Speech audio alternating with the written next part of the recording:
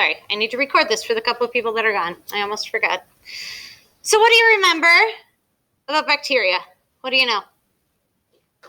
What did you talk about? Yeah. They're prokaryotic cells. Okay. What else? That means they don't have a nucleus. Okay, so prokaryotic means they don't have a nucleus. What else? They're a lot smaller. They're tiny. Teeny tiny. What else? Yeah. They can be both good or like just neutral or bad. Yeah, they're good bacteria, they're harmful bacteria, they're an awful lot that just hang out there in the world and don't really do anything to us one way or the other. Anything else? They usually multiply. Okay, they reproduce really quick. Anything else? They can live in like extreme climates. Yeah, so bacteria are everywhere. They reproduce really quick, they're really tiny, they're good, they're bad, they're neutral. So we're just going to do a quick refresher. You're going to get printouts of this tomorrow. You don't need to write down everything on these screens, so you'll get these slides, so don't worry about writing this all down. First of all, the reason that we're going to spend some time talking about bacteria, first of all, like I said, we just haven't talked very much about the structure of prokaryotes yet and how they work. So part of this will just be reviewing some of the processes like DNA replication and protein synthesis. They're mostly the same as what we learned, but there are some slight differences in prokaryotes. So we'll talk about that.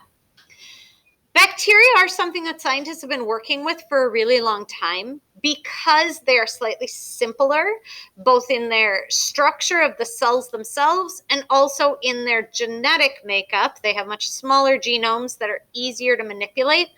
And so scientists have been doing a lot of research on bacteria for a long time, so we know quite a bit about them. And it's a really good place for us to start. When we're trying to figure out how eukaryotic cells work, big multicellular eukaryotic creatures are really complicated. But way back in time, we evolved from prokaryotes, right? If you remember those cartoony stories that I had you read in first trimester about the origin of life, the first living things on the planet were prokaryotes. And over time, some of them eventually evolved into eukaryotic cells. But that means that all of the processes and structures that eukaryotes have probably have a basis in the structure and function of bacteria. So if we can understand what's happening in bacteria, then we have something to start with and kind of build on, and we just need to kind of add in a little more of the complexity to understand what's happening in eukaryotic cells. So it's a good place to start. We also use bacteria in a lot of biotech applications for a lot of these same reasons, because they're simpler and we've done a lot of research on them. We've actually already talked about one example of bacteria in biotech when we talked about the use of restriction enzymes during gel electrophoresis. Restriction enzymes naturally exist in bacteria. They're a defensive mechanism that bacteria have had for millennia. And we discovered them, these little enzymes that will cut DNA at a specific sequence, and we said, hey, that could be really useful. And we took them and used them for other biotech applications. And the labs that we're going to be doing in this unit will be some other ways that we've learned to use the genetics of bacteria to our advantage in some of these biotech procedures. So that's the other reason we're spending some time with these, because we use them in a lot of biotech things. Here's just some really simple facts. You actually came up with a lot of these. Bacteria are single-celled and prokaryotic, so they don't have their DNA in a nucleus. They reproduce by a process called binary fission, which is essentially the same as mitosis. They copy their DNA and then divide it in two and then divide the whole cell in two to create two identical copies. Because of that, that type of asexual reproduction can happen really, really fast. In ideal conditions, if they have all the nutrients and everything they need, bacteria can reproduce like every 20 minutes. And so they can grow really, really quickly. You can get colonies of bacteria to use in labs really, really quickly. And they can also reproduce themselves very, very quickly. So bacteria are also one of the most dominant forms of life on Earth. There are way more of them than there is of anything else. They're on your body, they're in your body, they're on every surface that you touch. They're in the most extreme, hottest, coldest places on the planet. So bacteria really are an important thing to know about and understand. There's a huge diversity of bacteria. We tend to think of them all as pretty similar because they're just too small for us to see. So we envision them all as the same, but there is as much or more diversity amongst bacteria than there is amongst all the other life forms on Earth. This slide just shows a little bit of the diversity, primarily in shape. I'll turn this off just so you can see that picture a little better. You might remember that bacteria come in three main shapes: rods and spheres and spirals. And as you look at this, you might recognize the names of some of those types of bacteria.